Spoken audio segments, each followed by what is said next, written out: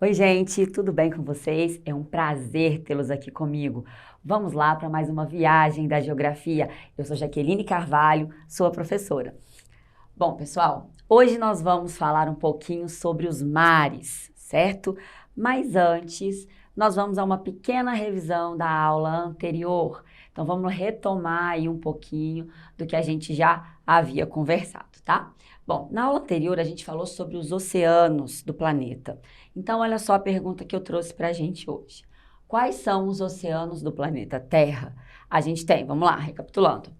Oceano Atlântico, o Oceano Pacífico, o Oceano Índico, o Oceano Glacial Ártico e o Oceano Glacial Antártico, certo? Então, aí nós temos os 5 grandes oceanos do planeta Terra, ok? Então, e outra perguntinha, vamos lá. Quais são os principais problemas ambientais que afetam esses oceanos? Infelizmente, né, são vários os problemas ambientais que afetam os nossos oceanos, os nossos mares, e uma grande concentração de resíduo sólido, né, uma grande concentração de plástico que a gente encontra suspensa nas águas dos nossos oceanos. E esses plásticos, eles tendem a ficar concentrados em determinados locais, depois a gente vai voltar a retomar isso. No final dessa apresentação, a gente vai recolocar, vou mostrar um mapa para vocês, da onde se encontra nessas literalmente ilhas de lixo que nós temos no oceano, que são arrastadas aí pelas correntes marítimas e acabam se concentrando em pontos determinados dos nossos oceanos, aliado ao fato das micropartículas de plástico ou de outros resíduos que ficam na água e acabam sendo consumidas por peixes, por, enfim, uma diversidade de animais marinhos e até pelas aves marinhas. Então, a gente acaba tendo sérios problemas, né, nesse habitat relacionado a esses resíduos que são lançados diariamente sobre os nossos oceanos, né? E essa problemática, ela é global, né? A gente encontra essas ilhas de lixo em todos os grandes oceanos do nosso planeta, certo? Bom, gente, mas então vamos lá começar o nosso conteúdo de hoje, que na verdade tem muito a ver com essa questão dos oceanos, que nós vimos na aula anterior. Então, a gente falou dos oceanos e hoje a gente vai falar dos mares, certo? Então, vamos dar continuidade, na verdade, a esse assunto. Bom, os mares. Os mares apresentam menor profundidade quando comparados aos oceanos, além da diferença da quantidade de sal. Os mares, gente, às vezes eles parecem grandes lagoas, mas na verdade o que vai diferir isso de um lago? A questão de ser uma água salgada. Os lagos, as lagoas, a gente tem água doce. Aqui nos mares, a gente vai ter então água salgada, certo? E a gente ainda tem a questão de profundidade. Geralmente os mares, eles são encontrados em grandes profundidades, em fossas no interior dos continentes, no caso dos mares fechados, em fossa no interior dos continentes de grande profundidade. E ali a gente já tem a situação da profundidade formada às vezes por alguma questão de deslocamento de placa tectônica, geralmente, ou de lagos formados por crateras em grandes erosões de eras glaciais, em eras geológicas anteriores, e ali essa cavidade de grande profundidade, ela acaba ficando totalmente submersa com água, certo? E aí a gente vai dar origem a esses mares. O Brasil a gente não tem, né, nenhum mar fechado, como a gente vai ver agora. Na verdade, eles são muito predominantes na Europa e na Ásia, são a maioria deles. Bom, e o primeiro que a gente vai falar, literalmente, é o mar fechado. É o mais com carinha de mar mesmo, porque na verdade ele é uma lagoa. Ele é uma grande lagoa com extensão territorial grande e muito profunda, composta por água salgada. Essa salinidade dessa água também, a gente vai ver que ela difere de um mar para o outro, ou desses mares fechados para o oceano, porque depende da quantidade de radiação solar que eu tenho ali. Então, se eu estou numa posição geográfica onde eu tenho o sol batendo com intensidade, ou seja, nas proximidades da linha do Equador, eu vou ter maior evaporação, e aí esses mares vão ter maior teor de sal. Se eu estou numa localidade mais próxima aos polos, eu vou ter menor quantidade de teor salgado. Por quê? Porque a evaporação é menor. Então, a quantidade de sal também que eu encontro, e até mesmo nos oceanos, viu, gente? Não só nos mares, mas também nos oceanos.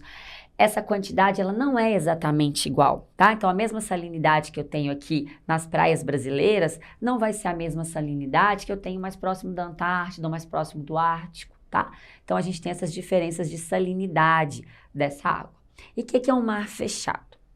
são aqueles que se encontram no interior dos continentes, sem qualquer ligação direta com os oceanos. São abastecidos pelos rios e pelas chuvas. Então, é literalmente uma grande lagoa de água salgada. Só que aí eu não posso usar esse nome lagoa, gente. Eu tenho que usar o nome mar, tá? A lagoa eu vou deixar para aqueles locais onde eu tenho água doce, tá? Às vezes a gente tem lagos gigantescos, lagoas gigantescas, mas além delas serem mais rasas, elas têm água doce, tá? Bom, aqui eu trouxe uma imagem para a gente ver de um mapa como que apresenta esses mares fechados para a gente, certo? Então vamos lá, a primeira que eu trouxe aqui é uma imagem, na verdade uma imagem de satélite, e eu tenho aqui o Mar Negro e o Mar Cáspio. São dois grandes mares que nós temos aqui, certo? E pela imagem, acho que vocês conseguem notar que esses mares, olha como eles são fechadinhos, tá vendo? Olha, eu não tenho ligação desse lago, olha, desse terreno, com o oceano, né? A mesma coisa aqui, olha só, é o Mar Negro. Olha também, tá vendo? Ele é completamente fechadinho aqui, né? Então, quem abastece esses mares? A água da chuva, a água de rios que acabam vindo pelo relevo e desaguando, tem sua foz dentro de um mar desse, tá? E aqui eu tenho o Mar Cáspio, em outra imagem, né? Aqui também eu tenho o Mar Cáspio, mas aqui eu tenho um mapa que vai dar pra gente ver direitinho o desenho do Mar Cáspio, né? Então, olha só, gente, toda essa parte aqui de azul, tá? Seria o Mar Cáspio, olha só, uma região completamente fechada. E aqui eu tenho um menorzinho, que é o Mar de Aral. Esse aqui já é bem menor, né? E a gente nota também, olha só, ele lembra uma lagoa, a ideia de uma lagoa também, né? Completamente, olha, fechado, tá? Daqui a pouco eu vou até contar um caso para vocês em relação ao Mar de Aral. Aqui eu trouxe uma outra imagem de um outro mar fechado que nós temos aqui no Oriente Médio, que é o Mar Morto. Eu já até conversei com vocês sobre o Mar Morto em outras ocasiões, em outras aulas, mas agora eu trouxe ele como um exemplo de mar fechado. Ele tá bem aqui, olha, nesse mapa, tá? Olha, e a gente vê que ele é abastecido, olha, pelo Rio Jordão, tá vendo? Um importante rio dessa região.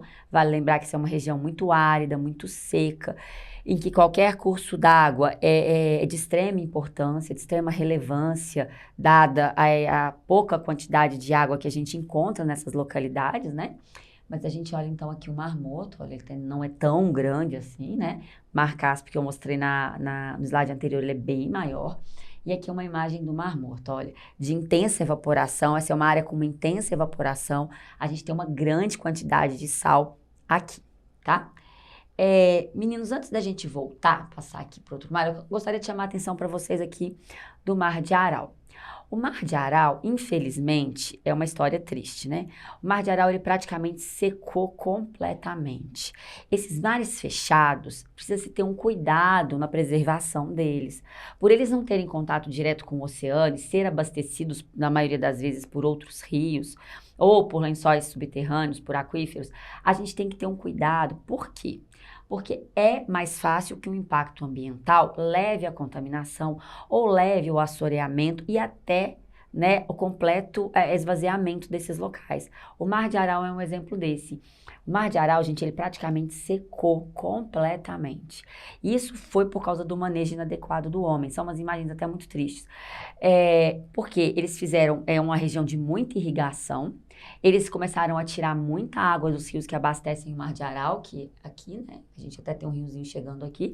Eles começaram a tirar muita água desse mar, destinando para irrigação, e fecharam, literalmente bloquearam os rios que alimentavam o Mar de Aral. Tiraram praticamente toda a água dos rios que alimentavam o Mar de Aral. O Mar de Aral em si, ele não é usado para irrigação, porque ele é água salgada, mas os rios doces que chegavam até ele foram usados, foram literalmente tirados, né? Foram completamente retirados essa água para fazer a irrigação.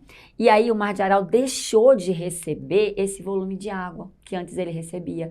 E aí com a intensa evaporação, ele começou a secar. E hoje ele é praticamente um deserto. Ele já está numa região mais sensível, porque é uma região seca. Aliada ao fato deles bloquearem e tirarem a água desses rios, o Mar de Aral praticamente secou. E é uma região que usa muito agrotóxico e por causa disso também a gente tem muita contaminação dessas águas. Então é um dos maiores desastres ambientais que a gente tem hoje por causa do manejo inadequado, né? E aí é o homem, né, fazendo esse manejo e colocando de forma inadequada. Bom, Mar aberto, né? O mar aberto, agora a gente não tem aquele formatozinho parecendo um lago, né? Aqui a gente vai ter um mar que já tem contato com o oceano, por isso o nome, mar aberto. É aquele mar que ele já vem de encontro ao oceano, certo? Então ele não tem esse limite de tamanho, ele é uma coisa bem mais ampla do que o mar fechado. E olha só, são mares costeiros, aqueles que se comunicam com os oceanos. Então aqui no Brasil, a gente tem o mar aberto. Quando a gente vai nas nossas praias brasileiras, que a gente coloca lá nossos pezinhos na água, a gente está no mar aberto, que neste caso vai de encontro ao Oceano Atlântico, que é o oceano que nos margeia, certo? Aqui no Brasil. E aqui eu trouxe alguns exemplos para vocês no mapa, para a gente entender, tá? Eu preferi trazer no mapa, porque se eu trouxesse só imagens, gente, a gente ia ficar só vendo praias, né? Então, olha só, o Mar do Norte aqui, olha, no norte da Europa, ele é um mar aberto, né? Olha só, aqui a gente tem a Inglaterra, né? O Reino Unido, Dinamarca, Noruega, e aqui nessa região toda, olha, a gente tem o Mar do Norte. E ele tá de encontro com o oceano, estão vendo só? Aqui eu tenho o Atlântico, mais acima eu vou ter o Oceano Glacial Ártico, tá vendo? Então, ele tá ligado ao oceano. Aqui eu tenho o Mar do Caribe, aqui na América Central, por sinal, um lugar maravilhoso. O Mar do Caribe, ele vai ter acesso aqui, olha, ele vai ser conectado ao Oceano Atlântico, certo? Olha, então eu tenho ele aqui próximo, né? Ele margeando aqui a América Central e as ilhas aqui do Caribe, e ele vai ter contato direto com o oceano. Então, tá vendo? Então, é esse mar que está mais próximo do território continental, mas que depois ele vai ter acesso direto ao oceano. Então, notem a diferença. O mar fechado lembrava a ideia de uma lagoa sem acesso ao oceano. Já os mares abertos, eles têm essa conexão, eles terminam, né, nos oceanos. Depois, os mares de interior. São mares que se comunicam com os oceanos por meio de estreitos ou canais. Então, eu vou mostrar para vocês entenderem melhor aqui, tá? Esse mar, gente, ele é um mar que parece que ele é fechado, mas ele tem um pedacinho que vai comunicar com o oceano, certo? Então, ele tem ali toda aquela forma, como se fosse um mar fechado, como se fosse um lago, mas ele tem um trechinho que vai ser aberto e esse trechinho vai se comunicar com o oceano, certo? Então, olha só, vamos ver os exemplos. Aqui, continente europeu, a Ásia, a África e aqui um famoso mar Mediterrâneo, né? O mar Mediterrâneo, ele é bem famoso e ele é grande, se a gente for pensar. Olha só, ele é bem extenso. E olha aqui pelo pedacinho que ele está comunicando com o Oceano Atlântico, gente. Aqui eu já tenho o Oceano Atlântico. Aqui, tá vendo? Eu tenho o Estreito de Gibraltar, aonde o mar Mediterrâneo, olha, tem um canal. Na verdade, é um estreito, porque os canais são construídos pelo homem.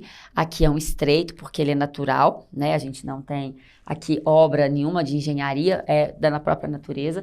Então, aqui ele tem essa ligação, que é muito importante, tá? Parece um canalzinho bem estreito, né? E realmente tem pontos aqui que a gente vai ter 15 quilômetros só de distância entre a pontinha da África e a pontinha aqui da Espanha. A Espanha tá aqui, tá, gente? E o que acontece? É essencial essa abertura, porque serve para os navios passarem, serve para as embarcações transitarem em uma região que a gente tem um comércio muito intenso, tá? Então, assim, parece que é um detalhe, né? Mas é um detalhe muito importante nesse caso, tá certo? E aqui eu trouxe um outro pra gente, que é o Mar Vermelho, aqui entre o Oriente Médio e o norte da África. O Mar Vermelho, olha só, ele margeia o Egito, o Sudão, aqui, né, a Etiópia, a Eritreia, e aqui no Iêmen. Tá vendo só que ele também tem um processozinho de abertura? Um pouquinho mais estreito, né, do que a gente tem aqui no Mar Mediterrâneo, mas a gente tem essa abertura. Isso também é super importante para o trânsito de navios, gente. É tão legal que aqui, olha, isso aqui é um estreito, tá? Aqui entre os dois é um estreito. E quando eu chego aqui no Egito, eu tenho um canal, bem aqui assim, olha, que foi construído pelo homem, né, que é o canal de Suez, que é para esses mares e para esses navios que entram aqui no Mar Mediterrâneo, eles sobem, passam aqui pelo Egito no canal de Suez, e aqui esse pedacinho azul é o Mar Mediterrâneo. Olha aquele aqui, ó. Estão vendo? A continuação dele aqui nesse mapa? Olha só. Então aqui, olha, é o pedacinho do Mar Vermelho. Ele vem aqui, aqui eu tenho bem o canal construído pelo homem, que é o canal de Suez, uma baita obra de engenharia. E eu vou chegar aqui no Mar Mediterrâneo. Olha a importância disso para o transporte mundial, né? Ainda mais falando dessa região aqui do Oriente Médio, que é onde a gente mais tem petróleo no mundo, são as maiores explorações, né? O maior volume de exploração de petróleo que a gente tem no mundo. Então, isso é estratégico. Então, isso é um fenômeno da natureza, né? Que propicia a existência desses mares interiores, mas que acaba, essa pequena abertura nesse estreito, acaba sendo estratégico para o comércio mundial, para o transporte mundial. Certo? Então, meninos, espero que esteja dentro para vocês aí pegarem. Eu falei dos mares fechados, dos mares abertos e agora dos mares interiores, certo? Então, falamos das 3 modalidades. E, como eu comecei a falar no início dessa aula com vocês, eu queria trazer essa imagem e eu queria trazer esse mapa para a gente entender aonde estão as principais ilhas de lixo que existem nos nossos mares, né, nos nossos oceanos. Aqui não é só mar, mas também nos nossos oceanos. O que é a complexidade, gente? Olha, se a gente voltar essa imagem, pensar o seguinte, o resíduo que chega aqui, que sai aqui do Egito, da Arábia Saudita, de Israel, enfim, ele pode cair no Mar Vermelho e ele pode vir aqui, ó, da ligação, cá embaixo com o Oceano Índico. E aí, esse resíduo que na verdade estava aqui, ele vai acabar parando numa ilha de lixo no meio do Oceano Índico. Então, às vezes a gente tem uma ideia muito pequena, né, do que é aquela ação, você tá ali na praia, uma garrafinha na areia, essa garrafinha ela vai acabar dentro do oceano com a maré mais alta e ela vai ser arrastada por quilômetros pelas correntes marinhas e ela vai acabar numa ilha de lixo. E aqui, marcado nesse mapa, eu tenho as maiores ilhas de lixo do mundo, as maiores concentrações de lixo do mundo, que na sua maioria são formadas por plástico, por isso boa parte delas fica na superfície da água, são visíveis. A gente também tem muita rede de pescador, resto de rede de grandes navios de pesca que acabam no oceano. Isso é uma tragédia para os animais marinhos, né? Tartarugas, a gente tem aí, enfim, vários vídeos, várias situações muito tristes de animais marinhos que sofrem com essa precariedade dessa questão desses resíduos. Então, olha só, a gente tem a grande ilha de lixo aqui do Pacífico Norte, outra aqui no Pacífico Sul, uma imensa aqui no Atlântico Norte, no Atlântico Sul. Essa do Oceano Índico é considerada a maior ilha de resíduos ou ilha de lixo que a gente tem no mundo. Então, é para a gente começar a se atentar, né? Como é que as nossas pequenas ações, eu já falei isso aqui em outras aulas, mas é uma coisa que a gente sempre tem que lembrar, é uma situação que a gente sempre tem que ponderar e no cuidado, né? Porque é uma garrafinha ali na praia, é um copo ali na praia de plástico, mas que isso, no montante, e a gente tem que pensar quantos habitantes tem o planeta Terra, né? Se todo mundo tiver essa mesma mentalidade de pensar, é só mais um, aonde nós vamos parar, né? Porque é mais um, que vai formar, olha, esses locais tão degradados no nosso oceano. Então, eu queria deixar esse recado aí para todo mundo também começar a pensar e para aqueles que já pensam e já têm essa noção de sustentabilidade, né? Continuarem e ajudarem a gente aí a expandir essa ideia, certo? Bom, pessoal, era isso que eu tinha para nossa aula de hoje. Bom, na próxima aula vamos continuar aí com os nossos conhecimentos, enfim, desbravando o mundo da geografia. Bons estudos para vocês. Um beijo, é sempre um prazer tê-los aqui comigo. Tchauzinho.